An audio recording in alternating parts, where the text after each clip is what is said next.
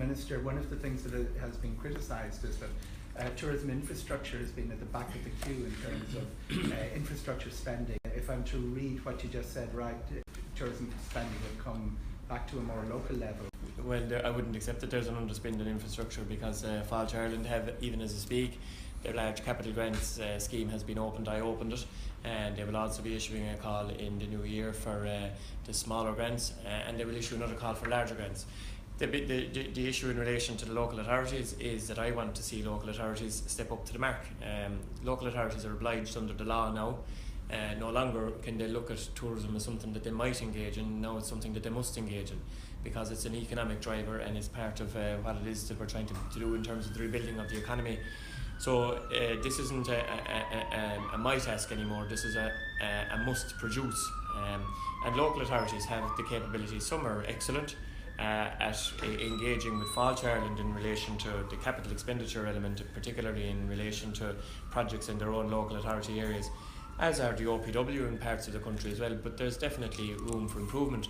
I brought the National Tourism Development Authority bill through the Dáil and the Shannon recently, which is a bill that basically sets the ceiling for expenditure limits within Fáilte Ireland, who are the National Tourism Development Authority. And I said in the Dáil and in the Shannon that there's no reason that, while we have a pot of money available, there's no reason that we can't be ambitious to spend it, in advance of what we're proposing to spend it. So the more projects that we get in and that get animated and get through the application process and properly constructed within Fáilte Ireland, the better, because it strengthens my hand to go in the mid-term capital review, which we're bringing forward to early 2017, to say this industry is expecting to have in excess of 250,000 people directly employed in the not too distant future. It needs to be, in a lot of cases, refreshed.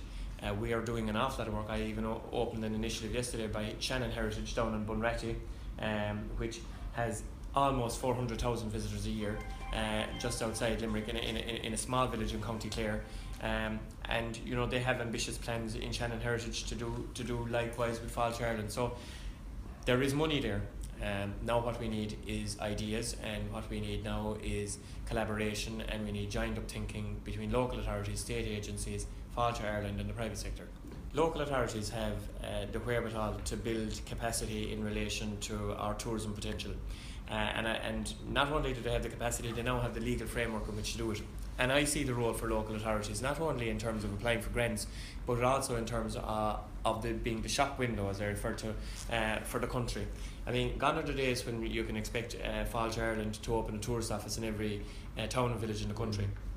Every town and village in the country, though, has a local authority presence. So there is no reason that local authorities can't provide the upskilling to their staff and to their personnel around the country in relation to the offering that they have. And every single county in this country has a unique tourism offering, every one of them. Some are within brands, some are within two brands. My own county is within the Wild Atlantic Way and Ireland's Ancient East. So some have, and we have done an assessment within the department as to who is where along the graph of trying to develop a more localised approach. And CEOs of city and county councils have an opportunity now, not only inside their own parish boundary, which most of them are fixated with, but to look at what their neighbours are doing as well and see how they can collaborate.